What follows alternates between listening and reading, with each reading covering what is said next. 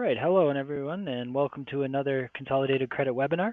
We're joined here with our Executive Director, Jeffrey Schwartz again, and today we're going to talk about financial goal setting, and a popular time for many to set goals would be as a New Year resolution. So Jeff, thanks for joining us. Let's get started. Pleasure to be here. Thanks, Ben. Okay, so today we're going to talk about setting New Year's resolutions as financial goals. New year, new goals. So we'll spend some time talking about goal setting and the reasons why so many of us fail to accomplish our financial goals. To do that, we'll take a look at setting SMART goals. So of course, we're going to spend some time breaking down that acronym. Financial New Year's resolutions. They're something that come and go, pretty much every year, just as regular New Year's resolutions tend to go. So since New Year's is fast approaching and many Canadians are usually breathing a sigh of relief this time of year, they've gotten through summer vacation season, they've managed to navigate the world of back-to-school shopping lists, they might have had some fun and spent some money around Halloween, and many feel like they have just survived the holiday season. No, you're right, Ben. By the time January 1st rolls around, many Canadians feel like they've been put through the ringer financially, and now they've got a chance to take a big breath and really kind of catch up. So it really makes sense that it's a good time of year to set some goals or resolutions for the coming year. So the big question is, what do you want to do with your money? First, let's look at what you want to do with your money this year.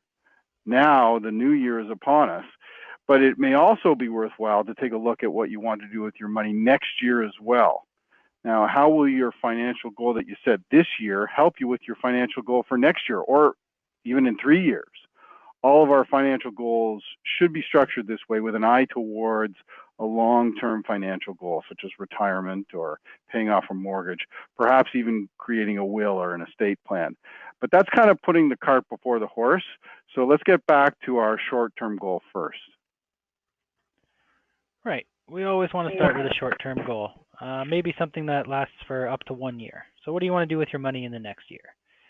So before we get all gung-ho about what we want to do with our money and what our goals are, as a financial counselor, I'm going to have to step in and say that you need a well-funded emergency savings account before we move on to other financial goals.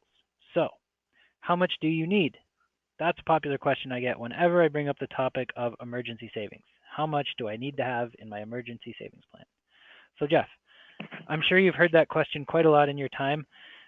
So how would you help someone come up with an amount that they would need for their emergency savings? 6 months worth of basic living expenses stashed in a savings account can be a daunting and seemingly impossible task for some to achieve. So what advice would you give to someone looking just to start a simple emergency savings fund? Well, the best thing you can do is just start, even if it's with a really small amount.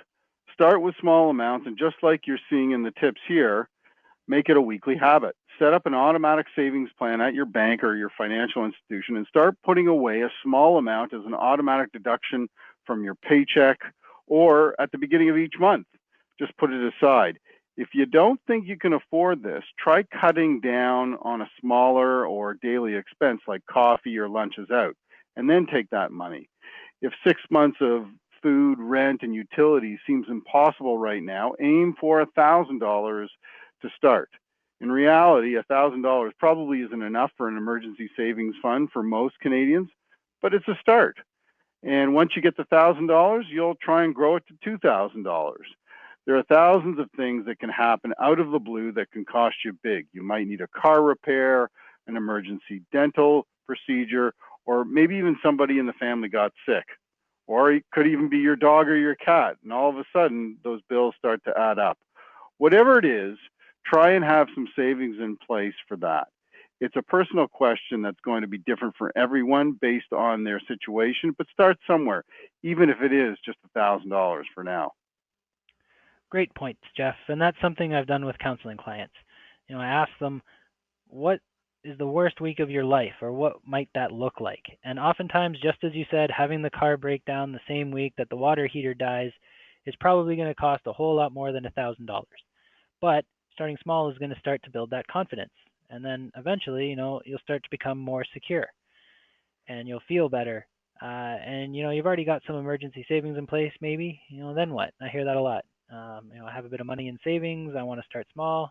What can I do? Well, again, we're going to go with the short-term goals. Come up with something that you or your money should do in the next 1 to 3 years. And again, always ask yourself how these goals are going to relate to your longer-term goals. For instance, if your goal is to get a down payment on a house together in 3 years, then the longer-term goal would be pay off your mortgage.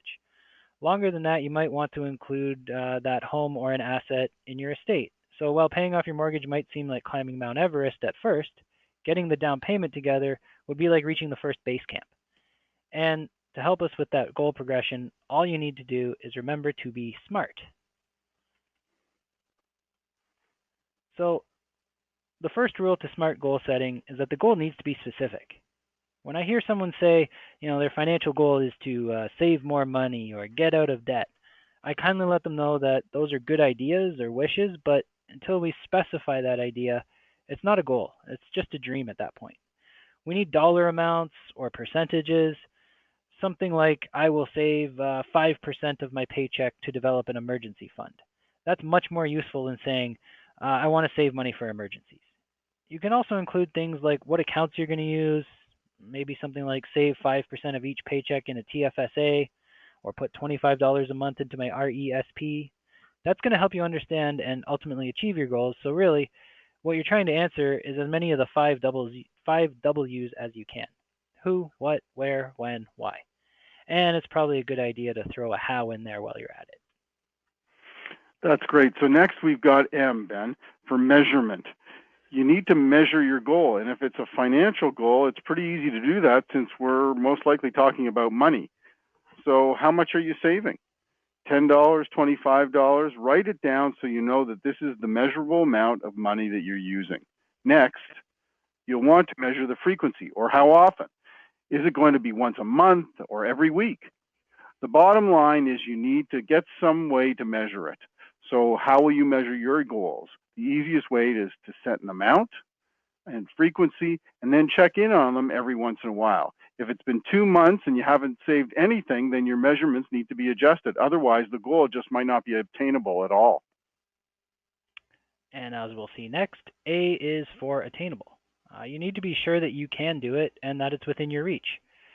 If someone tells me that their goal is to save more money each month, and then we find out that they're unemployed, then that goal probably isn't attainable right now.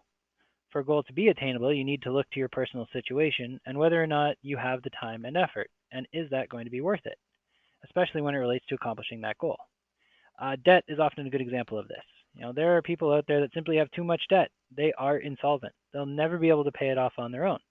If their goal was to be debt-free in 5 years, it might be a completely unattainable goal. No matter how much work or how many assets they sell off, they'll never be able to pay off their debts without help from a credit counselor or an insolvency trustee. So true.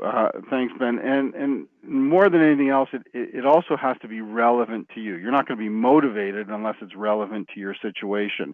And in particular, a lot of people are stressed about their finances, so paying off debt is definitely relevant to them. But can you do it? And more importantly, will it help you with all your other goals? So for instance, many young people entering the workforce want to buy a car. So if it's their goal to get $3,000 together for a down payment, then that's going to be helping you towards the longer term and ultimate goal of buying that car. So you'll also need to take some time and look at what else is required for that goal. Will you need the help of a professional like a mortgage broker for a house? Or is it something you can handle yourself? Will you involve the family? Or is this a personal financial goal? All of the questions will need to be examined if you want to set and achieve a smart financial goal. And we're not done yet, of course. We've saved the best for last. Timely or time-based goals usually do a little bit better, and I think they're some of the better ones out there. But this is often where I see my clients failing at their goals. They come up with a very specific and easily measurable goal. It's attainable to them, it's irrelevant to their situation, but the time limit was off or wrong or just missing completely. So don't worry if you miss a goal because of a deadline. A big part of setting any goal is to learn from your mistakes. I actually failed a financial goal just this past month. I was supposed to get my credit reports in October. Well, October's almost over and I haven't even printed off the mail-in request forms from the credit bureaus. So I'm going to fail that goal. But I'm not going to give up on it. I still want my credit reports, only next month I'm just going to break that goal into smaller pieces. So, instead of get my credit report this month, I'm going to change my goal to something like download and print off the credit report request forms by November 1st. I think that's tomorrow, so I better hurry up on that. The second part of that goal will be to submit them and mail them in by November 8th. So the original goal was just too ambiguous, too big for me. October wasn't enough time, so I failed. And I learned, and then I tried again.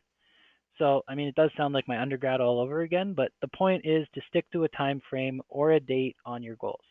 You want it done during this time period, or you want it done by this day. To me personally, that's the most important part of setting goals. Finding a time, making it fit the schedule. So really just putting, a time period on it. Ben, we've talked a lot at length about SMART financial goals. Let's go through some quick examples that will hopefully help you when you set your financial goals for the new year. Okay, so we as counselors hear all the time that Canadians want to save more money. And we know from the polls and the research that really it just isn't happening like it used to. So the idea, not the goal, is to save more money. Well, how can we do that? Let's make it smart. Setting up an automatic savings plan is a great idea, and the time limit is by January 1st. So I'd say that that's a SMART goal, as long as it's attainable for the person. And if they were to throw that money into a tax-free savings account, they'd have over $1,000 in 2 years. What if you don't have a TFSA? Well, there's another easy financial goal. I'll make it even smart for you. Open a tax-free savings account at my bank by the end of the month. It's free. Every bank and financial institution offers them, and they can be set up online, over the phone, or in person, wherever you bank. Right. So setting up a TFSA, it's easy, it's attainable. I would recommend everyone have one. So yeah, that's an easily attainable SMART financial goal you see there. So some real SMART goals and other ones that aren't so difficult to accomplish either. So let's go back to that car example that we had earlier. I hear this a lot from younger participants in my workshops. They all want to buy a car at some point. So let's say you needed $3,000 for a down payment. Well, let's make that as smart as possible. I guess what we'd have there is what I'd call a SMAR goal. There's no T, so we need to add a time period to it. And we could probably work on the S, the specific, a little bit more. So you might be able to make it a little bit easier to attain if we broke it down like this. Okay, let's save $125 per month for the next 2 years in a tax-free savings account for a down payment on a used Corolla. So after 2 years with compounding interest on that account, they not only accomplish the financial goal, they'd exceed it. It's much more specific, and they're still hitting the idea there. Save $3,000 for a down payment on a used car. So when it comes to your New Year's financial goals, the first thing to remember is to start simple. Fund your emergency account with as much money as you think you're going to need to cover those unexpected expenses, because they do happen, and often they happen at the worst possible time. Next, you're going to want your goals to be SMART. This will help you, 1, achieve your goals, and 2, help you redefine your goals if you happen to fail them. And if you're anything like me, you're probably going to fail a lot more financial goals than you achieve. But what can I say? I'm a dreamer. It doesn't mean that I fail every goal and I never try again. Like most people, I usually learn something after I fail, and I try to apply that to a newly redefined goal. Often, it's my redefined goals that are easiest for me to achieve. So, start now.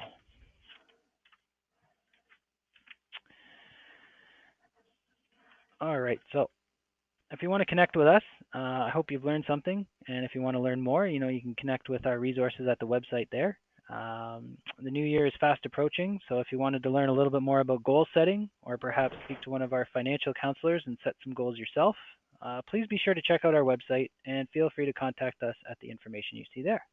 I'd also like to thank Jeff again for being with us today, and I want to wish everyone a safe and happy new year. Thanks very much, Ben, and all the best over the holiday season, and wishing everybody prosperity and a debt-free new year.